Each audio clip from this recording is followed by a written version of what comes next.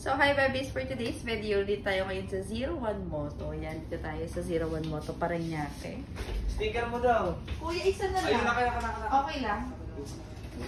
Ayan, shout out kay Kuya Cosme TV. So, siya yung nag-assist sa atin today. And thank you din kay Kuya Jerry kasi siya yung nag-message para makausap natin si Kuya Cosme. Medyo na busy lang tayo kaya ngayon lang ulit tayo nakabalik dito sa Z1. And for today's video, ipapaayos natin si Pumpkin. Magpapapalit tayo ng elbow. Tapos, schedule tayo ng rema. So, ayan. Ito, papakita ko sa inyo ang mga pipe nila dito. So, nandito kami sa taas. And kung mga naghahanap kayo ng mga shock, meron kaming TRC dito and race power dito sa kabila race power. Yan.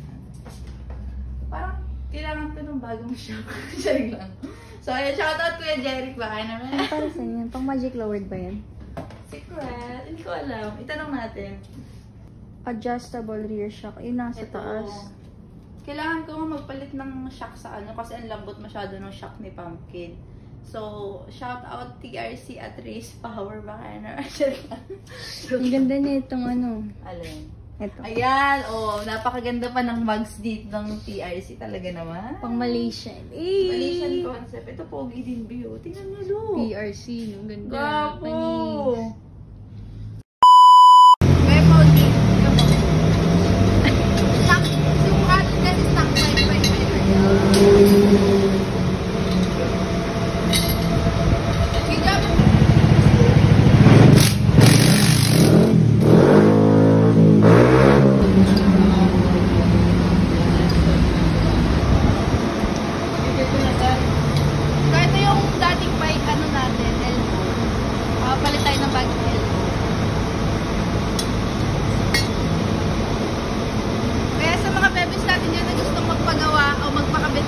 Dito lang yung 01 Moto Parañaque. So, lalagyan na lang natin yung description dun saan. And available din syempre sa Yellow Basket. So, yung pipe natin. So, ito yung mga pipe natin available. Yeah. Ito yung pipe natin. Yung Billing Carbon 370. Ito, may pogi pa rito yung ano shorty yan. Pwede rin siya sa sniper. Yeah, tapos yung mga pang big bike, classic bike, kahit anong motor, pwede. Kaya, pumunta na lang kayo sa 01 Moto.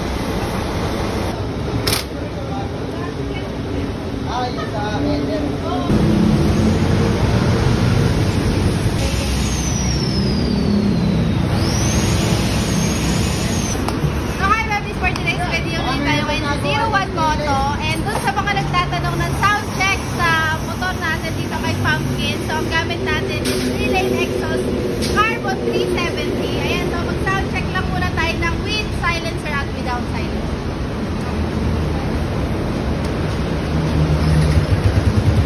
Ito yung kapag may silencer, ano lang, light lang siya. Pero kapag hindi masyadong maingay, maririnig mo naman yung pipe.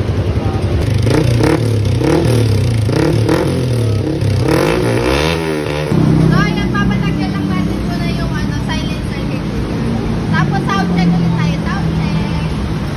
Dali mo na yun. Bawal sa last minute, muna tayo. Ay, yung ganda.